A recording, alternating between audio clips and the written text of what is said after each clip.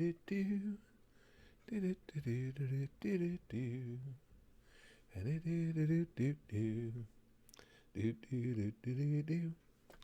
right, everybody. Welcome to episode 10 of Chris Kindy's GOOSHTASTIC podcast. Gonna have some. I'm anxious to get talking today as our crew here starts to come in at the live stream. For those of you who don't know, our podcast is recorded during a live stream session at our YouTube channel. To find the YouTube channel to come be a part of these broadcasts, just search Spaz Boys Comedy on YouTube, and we will pop, I say, right up for you. And come in and join in, because as you will experience as you're listening, a lot of what goes on here is dictated by you guys in the comments. And, you know, you guys can help the direction of each podcast, as well as create the best components, I think, of the conversations. Now, getting right into it today, first thing I wanted to talk about is big stuff politically. Is Super Tuesday is in, as I'm recording this, it's on Sunday, March 1st, is because I know my days of the week and I can do math and stuff, so I can tell you that it's only 2 days away. I'm fascinated, as is most everybody who follows this, by what exactly is going to happen, or what kind of effect do you guys think Biden's performance in South Carolina is going to have on Super Tuesday? He absolutely destroyed, he crushed in South Carolina. I think the final margin of victory was like 29 points over Bernie. And Steyer finished third and then dropped out, which wasn't entirely unsurprising because Steyer had put all his eggs in the South Carolina basket, and South Carolinians were like, yeah, you spent $22 million in advertising. We'll give you 12%. Not enough to be worth anything of note whatsoever. So Steyer did what is, I think, by all accounts, the right thing, and he dropped out. Now the infighting has really begun. Regardless of how much of a bounce Biden gets from this, I'm thinking that Bernie might have taken a bit of a hit at this one, not so much because of where he finished, but because of the fallout and the way his supporters conduct themselves on social media. I honestly think that if Bernie doesn't get the nomination, and the DNC will do everything they can to try and keep him from it, which, again, I know that irritates the Bernie bros, but how is that not understandable? He's not a Democrat. Given that, if he doesn't get the nomination, I think a lot of it, for the first time that I can think of in political history, and of course the advent of social media is a fairly recent addition to the workings, could be the first time ever that somebody's online supporters cost them a nomination. And it's just because the Bernie bros, for lack of a better term, that's how they've coined themselves, have alienated pretty much everybody. Now they're in, if you look at social media right now, the day after South Carolina, they are at war with the Elizabeth Warren group. Now, if Warren were to drop out, because she did perform pretty poorly here in South Carolina, the traditional thought process was, well, she's very similarly aligned to Bernie on the far left of the spectrum, that most of her supporters would go his way. And now they're out there in mass saying anybody but Bernie, because the Bernie bros have pissed off Warren's people so much. Immediately, the Bernie group started the hashtag, what was that exact? Was it resign Warren or drop out Warren?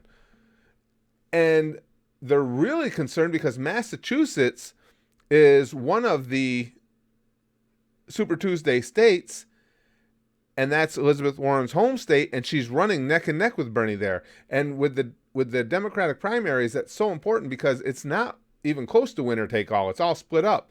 So if she's going to split the vote evenly with Bernie, he's not going to get out of there with a ton of delegates. So of course they want her out. A lot of people want Klobuchar to drop out as well. because that'll help Bernie in Minnesota. And of course, Biden and Buttigieg and everybody else want Klobuchar in there because, again, that's her home state. She'll get a lot of support there, and she can hurt Bernie's overall take. Super Tuesday should be good for Sanders, but because of those two items, if Klobuchar and Warren are still in, it's not going to be nearly as good for him. Let's go to some of the comments. Lifer says, Bernie needs Warren supporters and they're going after him. Oh, Lifer, on social media right now, they're just battling. The two hashtags are actually currently engaged in battle on Twitter, and that's hashtag dropout Warren, hashtag dropout Sanders, or dropout Bernie, whatever it is, because they're just at each other. It's amazing. They're imploding right before our eyes. Basically what they're doing at this rate, if this bad blood lasts, and it almost is starting to look like it will, they're almost giving it to Trump again. So long as Pete and Klobuchar stay in, they can pivot more towards a brokered convention. Yeah, especially Giggity Goo said that. Particularly as far as Super Tuesday, Giggity Goo, I think further down the road, well, there's so many states coming up on Tuesday that if they are, like you say, if Pete and Amy are still in and they help to fracture things enough, just being in for Super Tuesday alone might be enough to get them to a brokered convention. Because again, without Warren, I think Bernie romps in Massachusetts. Without Klobuchar, I think he wins comfortably in Minnesota. With those two still in, not only does he not win comfortably, he may not win those states at all. So, I mean, it's going to dilute his delegate count substantially, having both of them remaining into Super Tuesday. And now, the bigger issue, or well, I shouldn't say bigger, the as big an issue is how much of a bump do you guys think Biden gets from this big victory in South Carolina? Because he had been getting his ass handed to him prior to this. Again, he had said himself right from the start that, South Carolina was his firewall. This was his wheelhouse. This is where he would have his support. And I got to give the old fart credit. He was right about that. I mean, they came out in droves, and surprisingly, even to me, Bernie statistically did no better with people of color in South Carolina than he did 4 years ago. That surprised me. Biden still dominated, which is why he dominated the entirety of the evening. The coronavirus is still the fault of the Chinese government, HD says. Well, we'll get to coronavirus in just a minute, HD. I wanted to hash out a little bit more of this Super Tuesday stuff, but we will. We'll definitely be getting to more coronavirus talk. Stop Smoking says, hello, do you think that Pete has a chance to win? I will say this, and again, the screen name is Stop Smoking. I will say this, Smoking. If I were thinking about voting, and I'm open to voting for either side, put it this way, if there's any Democratic candidate that has a likelihood of being able to flip me over to the Democrat side, it would be Pete. Having said that, no, I don't think he has a shot. And again, I don't say that to demean him in any way. It's just my honest opinion. He is clearly my favorite choice of the remaining Democrats. But because he does so poorly with people of color, I think that eliminates him. I don't think he has a chance. And Bernie has had momentum from the start. I think Biden picked up a ton of momentum yesterday. So, I to be honest with you, at his age and his history being the mayor of South Bend, Indiana, yeah, I don't know what state that is. What I meant to say was South Bend, Indiana. That other state, I don't know where that is. I don't know if that's in the U.S. or not. But he's outperformed what could have possibly been any reasonable expectations. I think Pete's done a great job, and I think Pete has the brightest future. And Adam E has a question on here right now. He says, thoughts on Andrew Yang? As I was just about to mention Andrew Yang, I think Pete and Andrew Yang have the brightest political futures of anybody that was involved in this. I think Pete a little more so than Andrew. My thoughts on Andrew Yang, we had done a stream earlier, Adam, podcast. Well, it was a stream and a podcast earlier where we dissected Andrew Yang because I wanted to learn more about him. So in real time on the stream, I went to his website.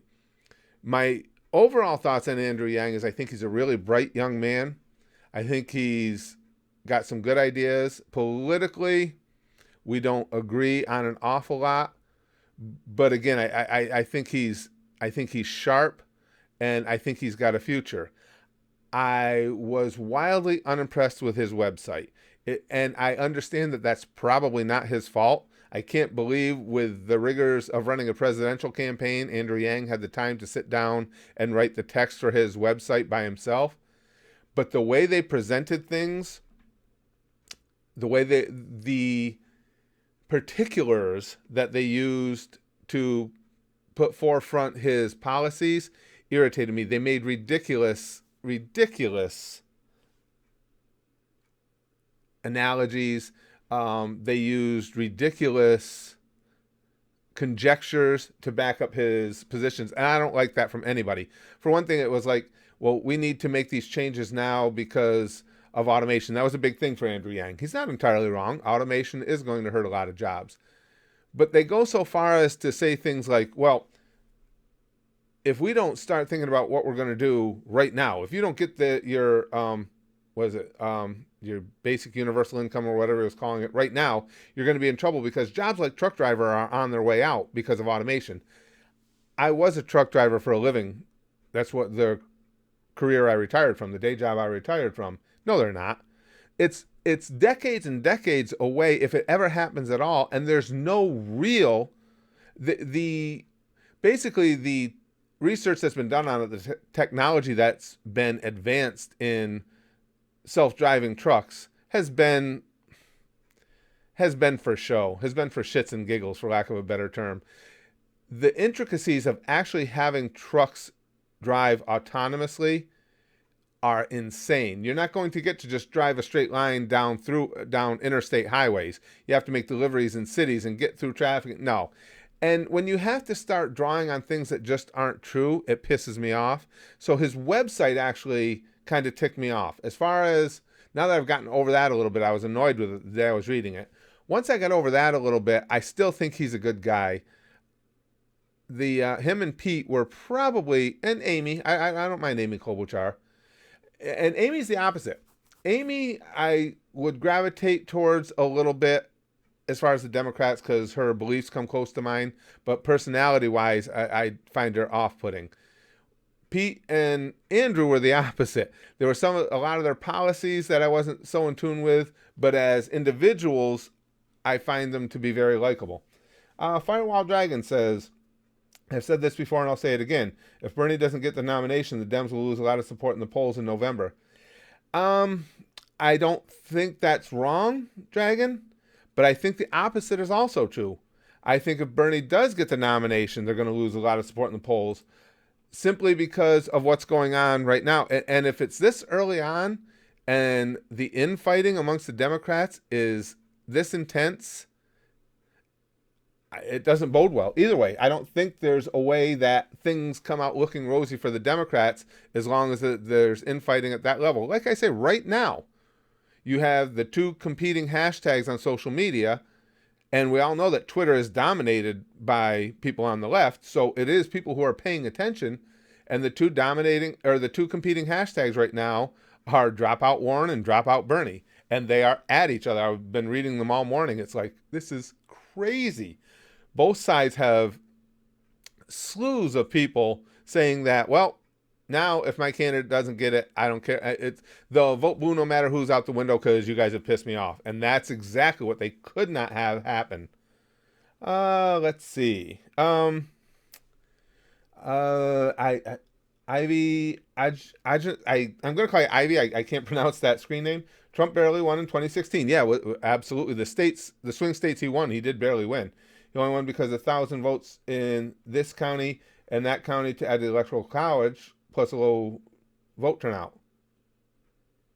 Yeah, I mean that's a little history lesson, but I think we all knew that, Ivy.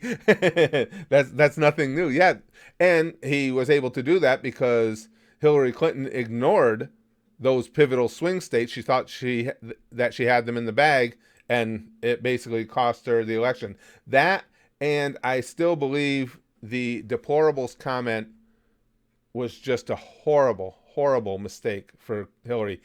And if you're a Bernie supporter, you better hope that the whole "it's us against everybody else" comments he's making aren't going to do the same thing the deplorables thing did with Hillary. Bernie doesn't seem to grasp the fact, though, that he does need to maintain that the Democrats behind him. If he gets the nomination, he goes nowhere if he's pissed off enough of his quote-unquote establishment Democrats that they're willing to stay home. So I don't understand. I that has just blown my mind. I don't understand what his strategy is with this, or if it's not strategy, if he's pulling a Trump and he's just speaking out of emotion of the moment. But why would you be saying it's us against other Democrats? Without the Democrats united, you're not going to beat Trump. I'm afraid that might be his deplorables moment. But we'll see. Let's see. Chrome says, Bernie will turn off a lot of business Democrats. Numbers make no sense. Right. He's trying to appeal to young people with no life experience. The youth revolution led by elderly comrade with ancient marks. And you're not wrong, Chrome. I mean, we all know that whether people within his circle want to admit it or not, Bernie's appeal is free stuff. We all know it's not actually free, but that's how it's portrayed. And it's the younger generation that doesn't want student loan. When he says, "Hey, we're going to get rid of your student loan, and state colleges are going to be free," and healthcare, you don't have to worry about that because everybody's going to have it. The thing that gets me, though, is why nobody challenges him with this all the time. All the time you hear Bernie and his supporters will say, "Well, how come it can be done everywhere else in the civilized world, but it can't be done here?" It can be. It's just the cost is astronomical. So do we as a nation, I'll give you an example. I looked up all the numbers to make sure I was accurate on this. If you are, let's take Denmark, because that's a country Bernie always points to. If you're a married couple and you're making $70,000 a year between you, in America you will pay 12% income tax on that. In Denmark, you will pay 45% on that. That's the difference. 33% difference in your income tax levy. Off the top of my head, correct me if I'm wrong, at $70,000 a year, wouldn't that be like about $1,600 a month? For $1,600 a month, you can get a really decent health insurance plan, and you could pay your student loans, particularly if you make intelligent buying decisions, which is what kids should be doing when they go to college. And Bernie's plans are already dependent on reining in the drug companies, the pharmaceutical companies, getting pharmaceutical prices down. It's all dependent on that. You can do that outside of Medicare for all. So now if you want to compare apples to oranges, if Bernie's going to say, well, my plan contains this because we're going to rein in pharmaceutical prices, then you can say, well, why don't we just rein in pharmaceutical prices and see what happens in the current state? Let me see what else we had here. Firewall Dragon says, some Republicans are voting in the Democratic primaries just to mess with their numbers by voting on people who don't stand a chance. Yeah, but some states allow that, right, Dragon? Which I don't understand. If I'm not mistaken, in some states, not here in New York, in some states you can vote in the other party's primary, and I don't understand that logic. Arthur just came in and says he's just finished a fantastic fapping session. Good day. Well, that's good. Then you should be nice and relaxed and chilled right out to come enjoy some conversation with us. And then Steve, who is from England, says, all this American politics confuses me. Steve, I'm an American. Confuses me too. Don't feel bad. Let's see. Am I seeing out something? How is it Tuesday? Sigmund. Well, I know a lot of you guys aren't from the U.S. Super Tuesday is this coming Tuesday. It's a very big deal, and I just explained this to the podcast listeners for the people that are in our chat with us. It's a very big deal in the nominating process for the Democrats. Stop Smoking says, I'm from Moldova. Very cool. So I'm not very into American politics. That's understandable. But from what I understood, Pete needs to be on the third place at least if nobody gets a majority. I support him because he's smart and I'm bi too. Well, I think he's going to stop smoking. He's going to have to drop out eventually. I'm sure he'll stay in for Super Tuesday. If he does poorly in a majority of those states, I think he'll probably drop out. But again, if you're a Pete fan, no matter where you're from, you have to be pleased with how he's done throughout this process. I mean, he was looked at, everybody laughed at him, basically. I mean, the media, social media, everyone laughed when he threw his hat in the ring. He was, again, he's a mayor from a little city in Indiana, because South Bend is not that big. A small city in Indiana running for president, and he made a real run. He made a real dent in things. So he's what, 38 years old, I think? He's got a big future. Flame Enforcer says, so Curtis, what do you think we should do about this insane loan crap? Well, I think the way we have to approach it is, because it's not, no matter what Bernie wants to tell you or Elizabeth wants to tell you, I don't believe it is financially feasible to, as a nation, make public college free. I also don't think it's fair or reasonable to just get rid of student loan.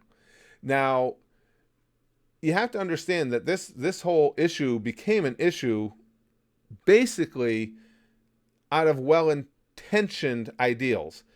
The idea was, okay, the federal government is going to make sure that it's easy for kids to get student loans so they can go to college.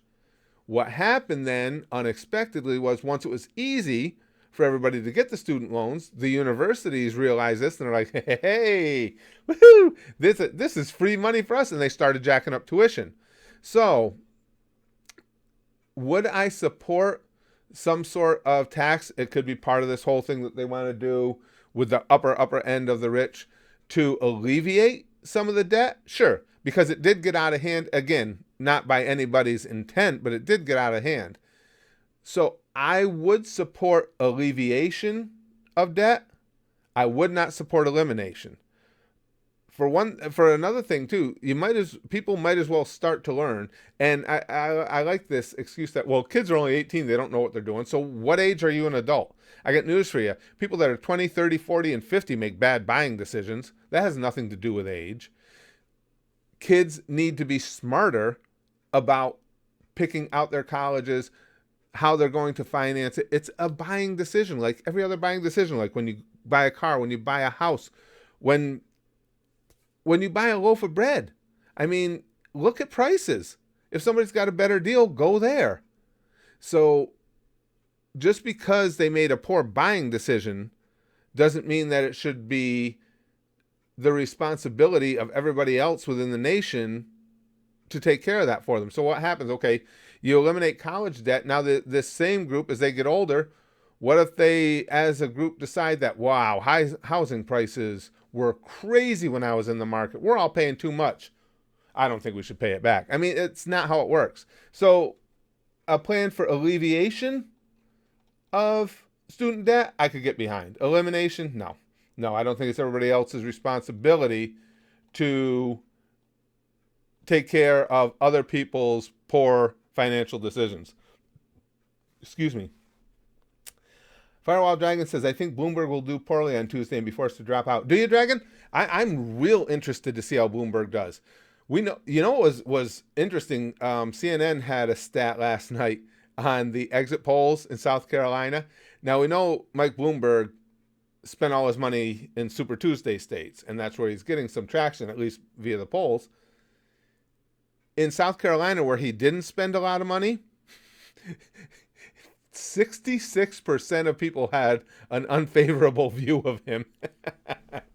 So, and these people have seen him seeing him in the debates probably is what got a lot of that unfavorable view of him, because he looked like an idiot in the debates. If he does do poorly and he drops out, I think he's going to be throwing his support behind Biden. And if Bloomberg drops out after Tuesday, I think Bernie's in real trouble. I really do, because not only do I think Bloomberg, I shouldn't say that. I don't know if he will officially throw his support behind him. I have a suspicion he may. But outside of that, I think a vast majority of Bloomberg supporters are going to go towards Biden, not Bernie. That's my feeling on it. So I think it's quite possible. If he does do poorly on Tuesday, if Bloomberg has any decency about him or any care about the party, he will drop out. Because now, why keep splitting votes if you spent, what did he spend, $400 million on ads? If that didn't get you over the top, you're not going to win anything. Get out. Wolverine says, Susan for president. Thoughts? No. Susan, for those of you who are listening on the podcast, Susan Wojcicki is the CEO, but she's the boss of YouTube, and Susan tends to take quite a bit of blame. It goes back to the you guys remember during President Obama's term how everything was, no matter what happened, if you stubbed your toe, it was thanks Obama. That's pretty much Susan with the space she fills within the YouTube verse. It's always, yeah, thanks Susan. Gimster is here. Just common sense driving does. Okay, that's we're Gimster and I are talking. We're having a conversation at our Patreon, and this is kind of a carryover. I don't want to go into it too much here, Gimster, because this is a podcast episode. So we're staying on topic, but I'll talk with you more about it in the private messages there. But we're just talking about Gimster and an unfortunate thing, which I think a lot of us have experienced, when you have a coworker who is just, for lack of a better term, toxic. It makes going to work every day something less than exciting. Biggest screen, it says Susan stole my bicycle and punched me in the face. So you see what I'm saying? She kind of took the thanks Obama role here at YouTube. But this is fascinating, and even as somebody who is very, very likely going to be voting Republican in the presidential race, unless something bizarre happens or something extreme happens, it's still wildly interesting to me to watch the whole thing with the Democrats unfolding.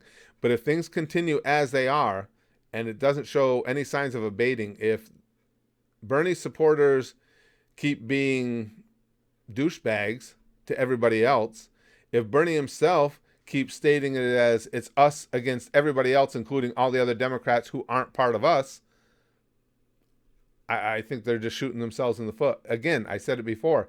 This could be the first time in history where a candidate loses out on an opportunity because of his online supporters. I don't understand it. I don't understand why Bernie went this whole us versus them route when he's talking about other Democrats. It just doesn't make any sense to me at all. Where's songs? Okay, and now here, just real quick before, and I always try and get somebody who has a take that is opposite of mine. Where's Song says, I honestly don't blame the Bernie bros. And I'm going to stay on this one for just a second because I'd like you to expand. What do you say?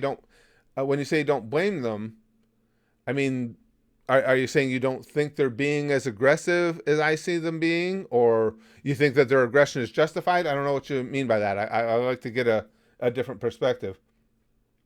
Who would I most support in the Democratic Party if you weren't more on the Republican side? Probably Pete Munchie Time. I like Pete Buttigieg. I think he's a good guy. I, again, don't agree with him down the line, don't agree with him on a lot of things, but there's no politician I agree with down the line. And I would probably vote Trump because there are more policy issues that I am more aligned with Trump than I am with Buttigieg. But as far as individuals, I think Buttigieg is a much greater person than Trump. But that's not what I vote for as far as when it's time to cast my ballot for president. But yeah, it'd probably be Pete. And again, I like Amy Klobuchar as well, and I like her stand on things. I should say that I like her stand on things. She's very difficult to like as a person. Gimster says I would join the talk, but me no get politics. I completely understand, Gimster. That's definitely not for everybody. And Gimster actually makes a point by saying that. What's really going to be interesting, no matter who, more so for Bernie, if Bernie is the nominee, and I'm glad Gimster said that because that brings something up. There's a real big disconnect with a lot of people, and the polls show it in this country about Bernie. They don't know a lot about Bernie because the same people who will say in these, when they take these polls, who will say, yeah, I'm for revamping the entire healthcare industry. And yeah, that Medicare for all thing sounds good. Do you support Bernie Sanders? Well, no, he's a socialist. Well, it's like that socialist dude is the one who brought all this up. So there is a disconnect there. And the reason I say that, it's going to be interesting to see if Bernie becomes the nominee and he's the sole focus on the Democrat side, and the Republicans start spending this insane amounts of money they fundraised over the last year or so on these ads explaining how Bernie is a socialist, what socialism has done elsewhere, so on and so forth. It's going to be interesting to see how he holds up on that, because there are a lot of people like Gimster who don't really follow it closely. And then when it gets closer to the actual presidential election, they will. I'm going to be real curious to see exactly what happens with him then, if he can get the nom. Chrome says, because Bernie was trying to fire up his base. He was thinking short-term, not long-term. I agree. I don't think he ever thought long-term in politics, honestly. I think you're 100% right, Chrome. I think that's what it is. And what Chrome is talking about there is, when Bernie said it's us against them and called out the Democratic establishment, it was just, in my estimation, such a horrible, horrible idea. Such a bad move politically. He needs every Democrat to have anything of a chance against Trump. To me, it still seemed like his deplorables, because that really, really hurt Hillary a lot. Firewall Dragon says, I find it funny that the only ones complaining about these student loan debts are the ones who chose to get useless degrees like social justice. Well, that goes to my point as well, Dragon. I agree with that 100%. I don't understand. Well, again, you're 18 years old. You haven't made a lot of financial decisions. Where are parents? Where are, those involved teachers? Somebody to explain to these kids, listen, when you go out and select a college, it's a buying decision, and you have to think about it that way. If you go to campus A and it's like, oh, I love this place, it's beautiful, and you don't even have to be getting a useless degree. Say you're getting a mathematics degree, not a useless degree, but it's a very generic degree. It's a very general degree. If you're going to go pay 4 times as much to go to this beautiful campus on this big name college, rather than get that same damn degree from a state school that's much cheaper, and a lot of states, including New York, there's a lot of states across the nation, have all kinds of assistance for you if you go to state schools. If that's the choice you make, you don't have any right to bitch about your student loans being too high, because you had way better buying options and you decided not to take them. Also, there is the useless degree. Again, if you're going to go get a degree in English literature and that's what your interest is, that's fine. If you're going to go get an education in gender studies and that's what your interest is, that's fine. Do a little research and figure out that you're probably not going to make a lot of money with that degree in hand. So don't overpay for your education. But nobody wants to look at that. They just want to say, oh no, it's just too high. I can't afford these payments, so pay it for me. And that's what it amounts to. Let's see. Giggity Goo says, I grew up under the stigma set by my parents from middle school that no matter what you do, we'll deal with the financials and you do well in school. You have to put some fault on some parents. Oh, sure. Oh, absolutely, Giggity Goo. There is some fault to be spread around. There's not enough parenting that goes on. I mean, you guys, most of you that are here in the chat with me know my son's in college right now. And we had that conversation. And I told him, I said, I am more than happy to help you pay for school as long as you make a smart decision. I said, go get a degree that's going to get you a decent paying job. And in a field that you'll enjoy as well, obviously. And I will be glad to help you out. And that's exactly what he did. And then he goes out and he helps himself out because he worked his ass off to get an RA position. And that knocked down a lot of his debt because now he gets his room, his boarding is paid for because of his RA job. I mean, he's got to work. And some vacations while the other kids are home, he has to stay at school and perform RA duties and stuff. But he's willing to work for what he wants and do what he needs to do to bring down the cost. But he was told that. I told him, if you want to go to, and we've got some around here, some big name school with big dollar signs attached, and you're going to get again, I don't mean to pick I'll go here because this is what I took, a journalism degree. I'm not helping you pay for it. If you want to go into something, especially something that's going to, with as bleak a future as journalism or social work or something like that, you don't expect to make a lot of money. Your ass is going to a state school or you pay for it yourself. Now, as it turned out, he's taken a degree in computer science with a minor in psychology, and he went to a state school, and he's an RA. There are ways to make it affordable. He's not, it's not that he's done something special. Everybody can do that. Well, no, I shouldn't say that. He's done something very special. He's a hard worker. But if you're a hard worker, there are ways to not be drowning in debt. Excuse me, guys. Sorry about that. And now too, I want to go on to, I just want to keep moving along so we get our topics in. The COVID virus, we've talked about this every few days. I think everybody seems to be engaged in the conversations. Plus, I like talking about this because anything that I may have missed, you guys seem to come up with. We had our first death from COVID here in the U.S. I guess the early reports are it was a 50s something woman, but she had existing health issues. To me, it's, and again, now this is opinion, it's starting to unfold, and it seems like this is the best way I've seen it. Okay, say you have a scale of illnesses, viruses. And I'm picking a random number, if on that scale, the standard flu is a 5, I'm thinking the COVID virus is probably a 6.5. Does that sound to you guys on a scale of 10? Does that sound to you guys about where we're at? Where it's more severe than the flu, but it's certainly not anything like Ebola as far it's more easily transmitted, but certainly not as deadly as Ebola or even SARS for that matter. Did that sound about right? And that's not, I don't mean to poo-poo that away at all. The flu itself can be wildly dangerous. So if flu's a 5 and this is 6.5, it's something to be taken seriously. But it does seem, where Song's got his explanation. Okay, I'll go find it, Michael.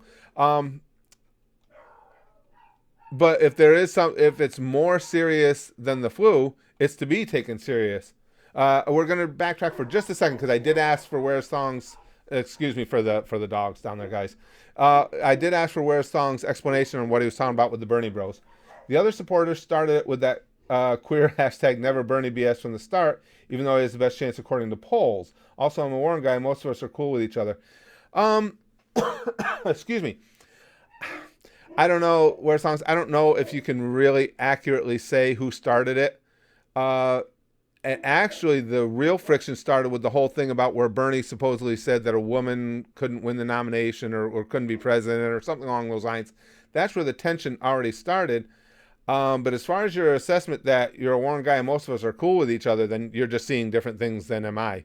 I mean, I didn't make that up. I've been reading all day on social media because that's how you take the temperature of social media is by getting involved in it. And I don't have a dog in that fight. So there's not a bias for me here. I don't agree with Warren or Bernie's stance on things. One is exactly the same as the other to me as far as how I would vote. So I don't want to make it think like I'm trying to put one over the other. But what I'm seeing is a lot of antipathy, a lot of anger. And again, you can't get the people that are getting those two hashtags trending, the dropout Bernie, dropout Warren hashtags, are the opposite sides, are Warren and Sanders against the others. So as far as you're saying most cool with each other, I would definitely disagree with that from what I'm seeing so far. Hold on, I just want to make sure I caught all that because I did ask him to elaborate. Gimster says, I would get into a college with good courses, but I live so far beyond the sticks of the hicks that if my town was in America, you'd hear banjos. Oh, boy. Well, that's actually, though, Gimster, that's not always a bad thing. The school that Braxton, my son, is in, is a very good school, but it's considered a country or a rural school. And I'll tell you, there's a lot of advantages to that. It's a beautiful campus, and whereas a lot of city schools and stuff, of course, a lot of them you can't ever have a car there. And in a bigger number of them, you can only have it as a junior, senior, stuff like that, because the parking is limited. It's understandable. Up there, you can have a car right from your freshman year if you want. And it's a big campus, so now, we are able to get him a secondhand car, so he's got transportation around there. So there are a lot of pluses to those country schools. And it's a very well-regarded, one of the few good things about New York is the higher education is excellent. So it's a very, very well-regarded school, too. Arthur says Bloomberg might be sabotaging, honestly. Yeah, I certainly can't unequivocally say that's not the case. But I think it's more of an ego thing, Arthur. I just think he thinks that he should be president for whatever reason. I couldn't tell you. I thought he was a pretty ineffective mayor of New York City. For whatever reason, I don't know. But I think it's just an ego thing that he thinks he should be the man making the rules. And he's like, I'm going to throw all my money at it to make it happen. And could sabotage have something to do with it? Absolutely. But I don't really think so. I think it's all ego. Now, Chrome, we're back to we're back to talking about the coronavirus. China's quarantined 900 million people, Chrome says, and Iran is screwed with a 10% death rate. That is far more than the 6.5. Also, South Korean death cult is now spreading it with over 1,500 members infected. Really? Well, the thing there, though, Chrome, is you have to remember the two countries you're talking about, China and Iran. Of course, Iran was denying that the virus even existed after it was already taking hold there. So any place where you have a government that is either overwhelmed, doesn't have adequate medical facilities for the masses, or a government, as in Iran's case, where it's just will tell you when you're sick, the death rate is going to be extremely higher. I just don't think you can really put any credence behind any numbers that come out of China or Iran because of the way the governments are structured. Certainly, there's going to be a lot more people dying if they can't be seen by medical personnel, and that's what happened in China. That's clearly what happened in Iran, as they were telling people it doesn't even exist. So as far as South Korean death cults, the thing of it is, it's hard to have a death cult based on a virus that well over 80% of the infections are mild. And it's only, now, not that it's good that anybody dies, don't get me wrong. It's only deadly percentage-wise at a high number, 80 and over. That's at 14%. When you get into the 70s, it was 8%, I believe. Down into the 60s was maybe 6%. And that's taking largely into account, most of those numbers come from China, where people were not getting the medical treatment they need. Instead, the government was welding doors shut on apartment complexes to make sure people didn't get out and infect others. So I don't really think you can put a lot of stock behind the numbers that come out of the percentages that come out of Iran or China. Gimster says, I'm done with politics talks, so me go to bed now. All right, Powell, thanks for being in with us while you could. Chrome says, yeah, but you have it with over 1,000 in South Korea and Italy as well, both first world countries with modern hospitals. Right, but the death tolls, unless I missed something, the death percentages there are not high at all. They're actually, last I knew, they were actually doing quite well fighting the virus. The fact that it's going to spread is inevitable. Nobody denies that. It's going to spread. But as we learn more about it, it just seems like, well, it doesn't seem like this is what the doctors involved are saying, a vast majority of people are going to get the light version of it. They're going to get the, I forgot the terminology they actually used, but the version that is like a bad cold, because there's several versions of this virus. And it's so far only proved to be deadly to those with existing health conditions or the elderly, people whose systems simply can't fight off the virus. Now, too, it's very important to point out for anybody that may not have been aware of this either, just so people know, because you never know where people are coming to get information about this. It's very important to know, as you take precautions, this is not an airborne virus. That's why the masks are largely ineffective. It's all transmitted by droplets, which means obviously somebody who has it coughs into their hand, wipes sweat off their forehead, whatever the case may be, and then they touch a surface. You touch that surface, pick up those droplets, then you touch your eye, put your finger towards your mouth, to your nose, something like that. Now you've got the coronavirus. The only reason I bring that up is that if it does indeed continue to grow, and if it does indeed spread more and more, be aware of what you're up against. Don't worry about the air. Don't worry about what somebody may have breathed before you got there. It's actual touch. You have to come in contact with droplets from someone who is affected to get the coronavirus. And that's very important in when we think about how we're going to go about protecting ourselves. I don't have to tell you, it's all over the internet. I'm sure you've seen it 100 times. Washing your hands regularly and repeatedly with warm water and soap is of utmost importance. And just being conscious, keeping everything cleaned down with alcohol-based cleaning products, anything you can do to not come in contact with droplets. Pizza Man says, did you see a new case in Chicago? I didn't see Chicago specifically, Pizza Man, but we're going to be seeing new cases all over. There's no question about it. We're going to be seeing new cases all over the country for the foreseeable future, or unless, now you also have to remember too, everybody, the one drug starts with an R, recidivin or something, I forgot the name of it. The drugs that the pharmaceutical companies feel like may really have an impact on this virus have just started being tested. They have a bunch of them being tested in China. They've started testing on people here in America. So hopefully in this coming week, we'll start to get results of those tests. And let's hope that the tests start to prove that they can at least battle the symptoms. That will change the whole game. Dragon Sphere says, what if their cough includes spit that gets into your mouth? Exactly. Well, that's the point. It's got to be droplets. I'm talking about somebody was coughing in a room and you come into the room later. If it's an airborne, if it was a cold, you could catch it. This one, you cannot catch it from airborne means. That's all that means. Giggity Goose says, in other words, half of porn stars are wiped out. Yep, they're in that industry. Yes, there is a lot of droplet exchange. True. Now, Arthur makes a good point. A mask may prevent you from touching your face, though. That's a good point. Yes, if you want to wear a mask, as he says, kind of a reminder not to go to your face, yes, it could help with that. Absolutely. Absolutely. Let's see.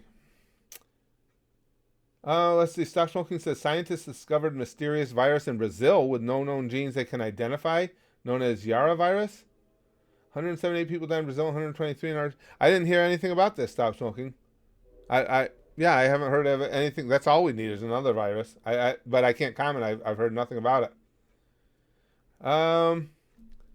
Philip says, you also do not have to shave your beard to protect yourself from the coronavirus. That has been proven false. Check PolitiFact. Yeah, Philip. I don't know where people come up. I think it's just because, again, maybe because it's... I don't know what people are thinking when they say things like that, to be honest with you, Philip. Maybe they're thinking it's because it is passed through droplets, that facial hair would be a magnet for such things. I don't know. I don't know. Fernando says, hi, Curtis. Do you think the coronavirus will reach America? It's here, Fernando. It's here. But again, when I say this, it's not like, don't poo-poo this away, and it is worse than the flu.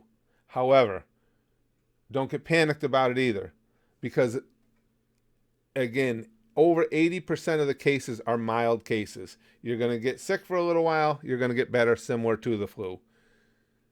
People who are elderly, people who have any types of issues within their system being able to fight off a virus have to be especially careful.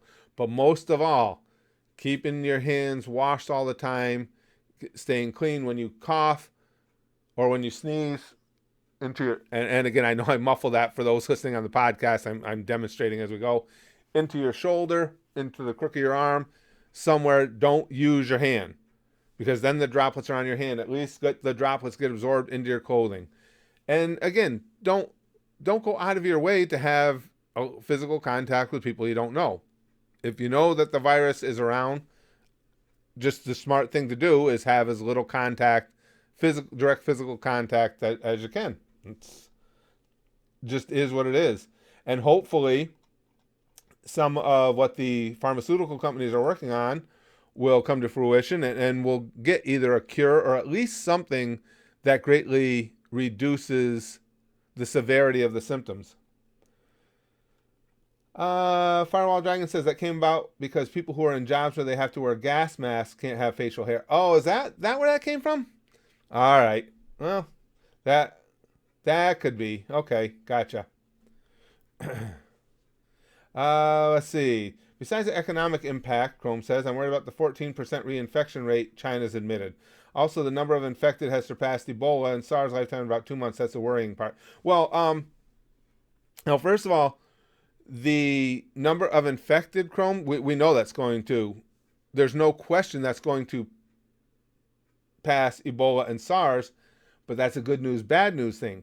The reason the number of infections is going to far surpass those is because it's not as deadly, and there's a large percentage of people who get the coronavirus and show no symptoms. So it's impossible to stop it from spreading because we'll never know for sure who has it and who doesn't. Everybody in the world isn't going to get a test, obviously. So you've got all these people out there that are asymptomatic, still walking around carrying it and spreading it around to others. So the reason that it's spreading as quickly as it is, it sucks because we don't want it to spread. But the reason it's spreading faster than those viruses is because it's not as deadly as those viruses. Those viruses, if you had it, you knew it. You were in deep shit and you knew it. So at least you could contain it. You can't contain this because a lot of people show no symptoms. And as far as the reinfection rate, again, okay, it's not good you can be reinfected. However, it's still China where people are not getting the medical care they need. Let's see what happens in the industrialized nations. Let's see what the reinfection rate is right. And over the next few weeks, as they're learning, and they are learning rapidly, the pharmaceutical companies, the scientists, as they learn more about the virus, let's see what they come up with as a means to stop the reinfections. My guess is they'll be able to stop reinfection before they stop infection.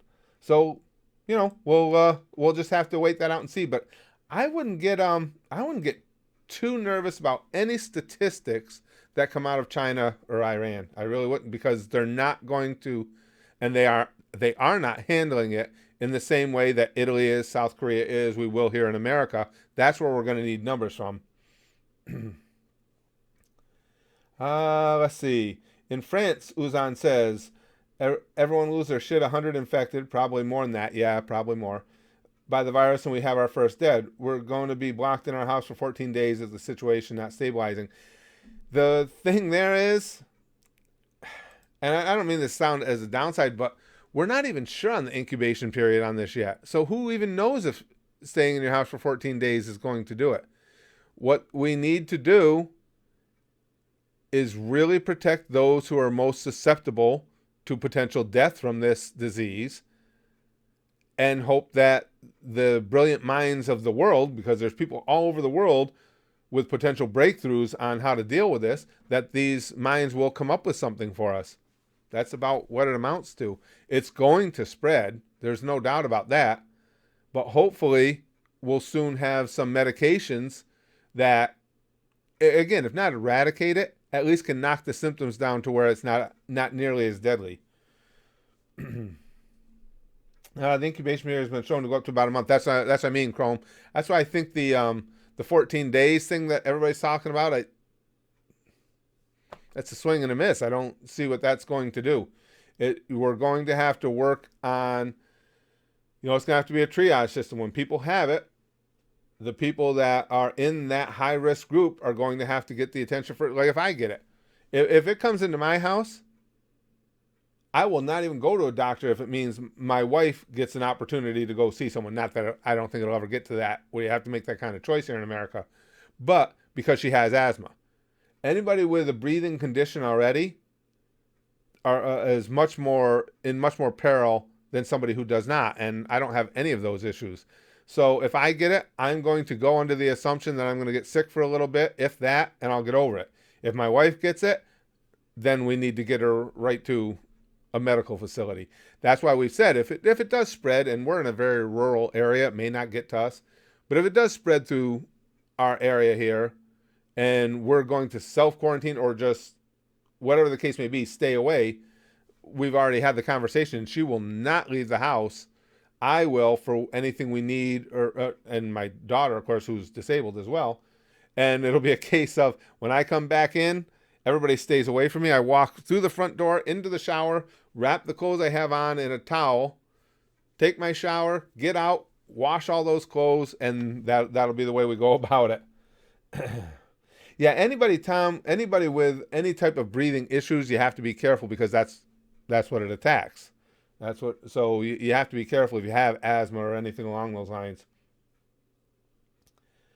Oink says the COVID virus is essentially just the flu, but slightly more deadly and it speeds more easily. There's also the incubation period to worry about. Yeah, that's pretty much what we covered. As I said earlier, to me, it's like if you wanted to scale diseases or scale illnesses, if you put the flu at a 5, I'd put the coronavirus at a 6.5.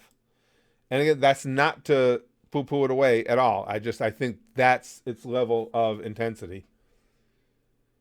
Domenico says, I'm in a quarantined area, but your conversations always make me forget about my problems. Well, hopefully, I appreciate that. I hope it picks you up a little bit. That sucks to be in the quarantine's just, it's such a disruption. I mean, I understand why they have to happen, but wow, it's so rough on your life.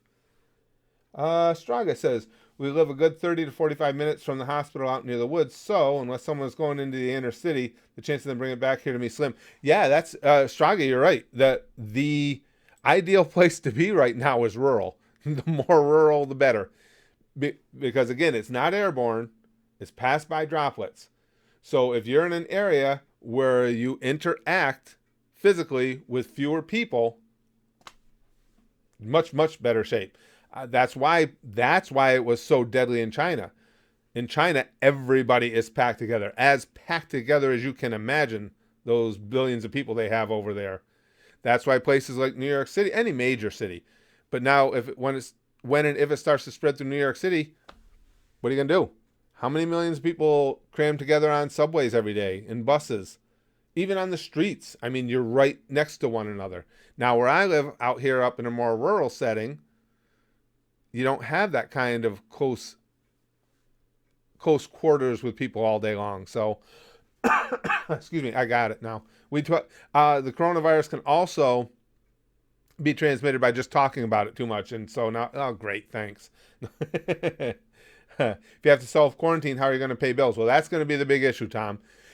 I would imagine if it comes to that in America, that's where the government will come in and they'll start. They have to. Otherwise there'd be rioting in the streets. I'm sure they will work to try and strictly my opinion, if it happened in big numbers and a lot of people were quarantined, I could foresee the government starting to say, okay, well, you know what? We're going to suspend this income tax season and we're going to draw from this fund or money from here or there to make up for that, just because they're going to know that people aren't going to be able to survive without going to work. And it'll be a huge, huge investment that they'll have to find money for to keep companies afloat. You got to remember, companies could go under if they can't have their employees come to work, and we can't. That's devastation to the economy. So let's all hope it doesn't come to that. Let's hope that, again, we get some medicine in here that can mitigate the symptoms and everybody can go about their lives, and hopefully we can treat it like we do the regular flu at some point. Whereas if you get sick and you got to take a few days off work to get better, that's fine. Right now, that's not where we are. I think we could get there. Just from what I read as a layperson, what I read about what the pharmaceutical companies are doing. Ultra Luke says, we as humans have already developed a cure vaccine for the plague, and that took out over 20% of the Earth's population, so I don't think anyone needs to worry about coronavirus. Well, I wouldn't say don't need to worry about, but you're right. I mean, it's a good comparison. Look at AIDS as well. Not that it's been cured, but it wasn't that long ago that AIDS was a death sentence. Now, the medications they have at least allow people to live normal life expectancies with the disease. So, yes, I do think they will. If not, I'm not sure that they'll be able to come up with a medication that eliminates coronavirus, but I think they will come up with a medication that mitigates the symptoms enough that we'll be able at some point to treat it like a bad cold or the flu. All right, well, we're almost done for today. I had one last thing I wanted to talk about. It came up because they had some event at Braxton, my son's college, over the weekend, and they were playing music. During it was music centric, and the first song they played was a song that him and I always laughed about because the song, if you listen to it, the lyrics, the music, everything about it, it's kind of lame. But for some reason, him and I both always loved it, and we're just so willing to admit that we're dorks for liking the song, but we didn't care because it was cool. It's called Fireflies. Now I don't know how many of you guys know that song. I should have looked it up first. I've forgotten who does the song. Somebody will tell me. Somebody will comment it here. It's the whole you would not believe your eyes of 10 million fireflies. That whole thing. And it was the first song they played. And it got me thinking about it. And we laughed because Braxton and I both have no shame. Most people would just keep that to themselves and go, yeah, that's really lame. I don't want to talk about it. We're Owl City. Yes, thank you guys. Owl City did it. Yes. Thank you. Everybody's saying Owl City in the comments. We love it. Song's stupid. I'm sorry, it just is. But I'll listen to it over and over again. Same thing happened to me with a movie. One of 10 Things I Hate About You. Rom-com based on a Shakespearean novel. Heath Slater. Heath Slater. I'm going into wrestling. Heath Ledger in it. Not typically in my wheelhouse for movies. Love that stupid movie. Love it. Don't have any idea why. So what I wanted to know is, right off the top of your head, when I say guilty pleasure, like it has Owl, so it's good, Dark Slifer says, when I talk about Fireflies or I talk about 10 Things I Hate About You, what are your guilty pleasures, if you're willing to say? What is something that you like that it's like, oh, it's so stupid, so cringe, but I can't help it, I like it. Sergeant Renegade says it is stupid.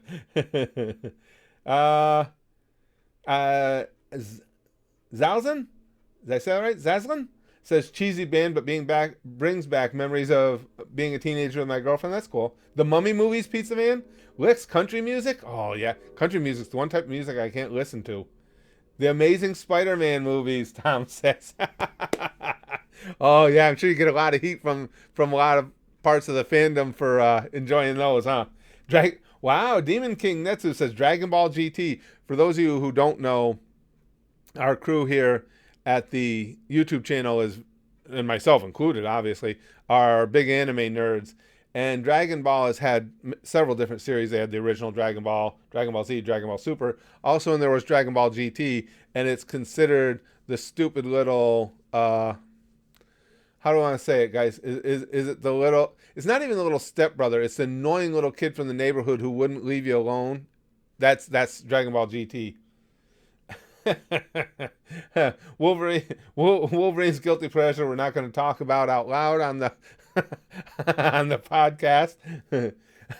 Arthur's guilty pleasure is Digimon, specifically the movie. Flame Enforcers is Spaz Boys comedy. Oh yeah, don't tell people about that one, Flame Enforcer.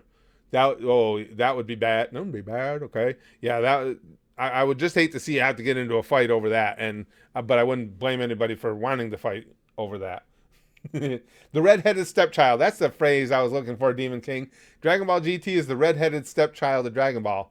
I'm not a stepchild, but I am a redhead. I'm clearly a ginger, so it's amazing how I don't take offense. I don't take offense at anything. Firewall Dragon says, for me, it's Nickelback. I like quite a few of their songs. You know what? I don't hate Nickelback.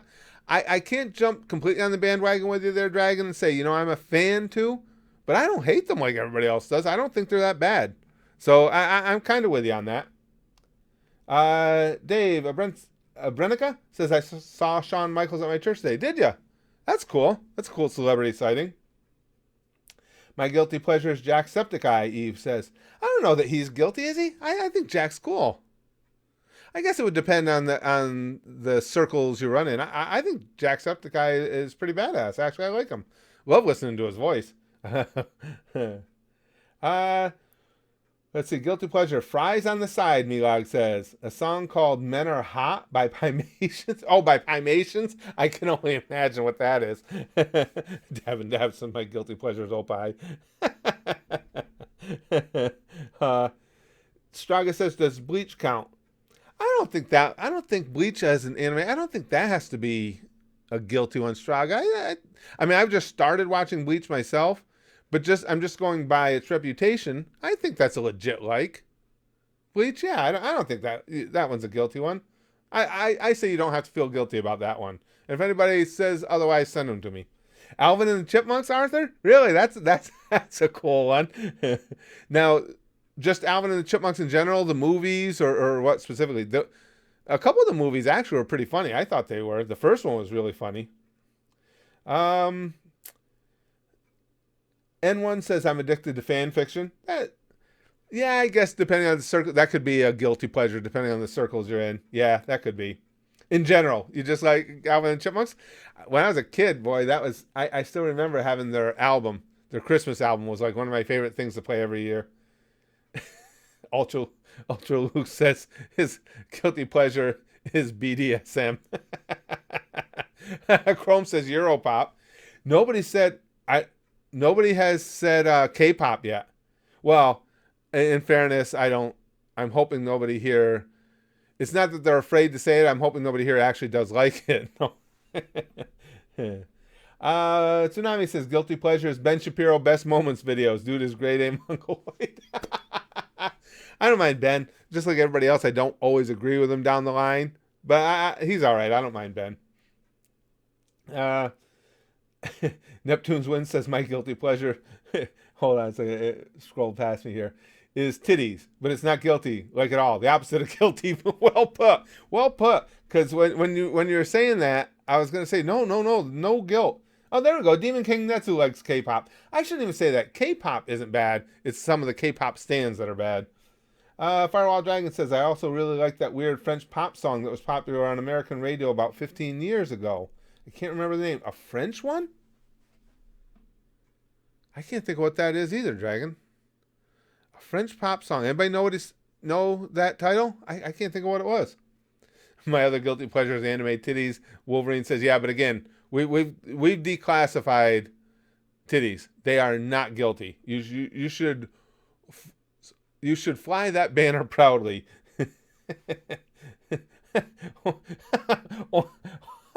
Oink's guilty pleasure is masturbating in public.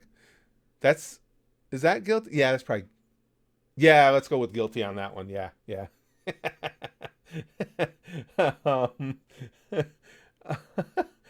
Let's see. There's a K-pop song that plays in Lucifer season 4 that's badass. A K-pop song? That surprises me. In Lucifer? Yeah. Stun. I love you guys. Stunman says my guilty pleasure is Avril Lavigne. Her music fires me up, and I want to rail her. You could have left that at just the first sentence had you wanted to, but no, I like getting all the details. Arthur says reaction videos are a guilty pleasure. That's understandable in a lot of circles. That would definitely be a guilty pleasure. HD says his guilty pleasure are magical girl animes, or he or she. HD is vague on sex, on gender. Where songs I like tricking to the cute K-pop girls and some of the boys. I don't know. That would be good. Everybody's got to have something that they like touching it to, though, right? Would that? Well, because it's K-pop. Yeah, that could be guilty then. Yeah.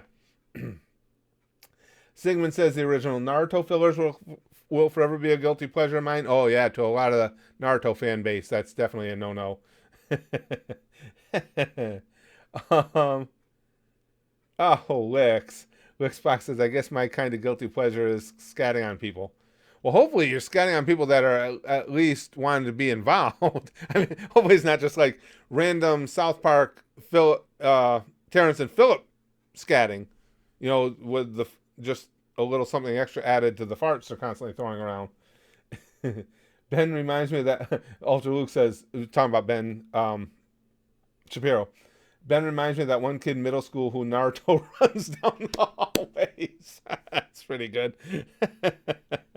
uh, Good point. Franklin says, does it really count as a guilty pleasure if millions of people would want to do it? Yes, that's true. That's true. Railing Avril Lavigne, yeah, I don't know that could be guilty because I think there'd be a long line. That would be a long line, yes. Frickin' Shark says, writing on the toilet. Chrome says Princess Tutu, or any number of shoujo anime as well. Shoujo can be adorably embarrassing. I'm just learning a little bit, well, about shoujo. So yeah, I can see that being a guilty pleasure. Oh, Milag, come on. My guilty pleasure is Mein Kampf. Jesus. And that's what Arthur said, right as I said it. Jesus, Milag.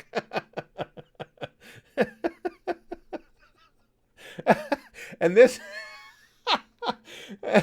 And unfortunately, my time is up. This is going to have to be the last comment, and it was my fault. I take full responsibility for having a guilty pleasures portion of the podcast today. The final one comes from Tsunami, who says, my other guilty pleasure is hookers spitting in my mouth. Guess I better stop that until COVID-19 gets under control. Oh, and Dave says, my friend Ethan likes Japanese scat poon. I assume he meant porn. Well, then Ethan needs to come out and own that guilty pleasure. It's amazing how often the word scat came up when we were talking about those guilty pleasures. Guys, thank you so much for joining in on the podcast. Thank you guys so much here for joining in on the live stream and helping us out. And thank you for those guilty pleasures. That was...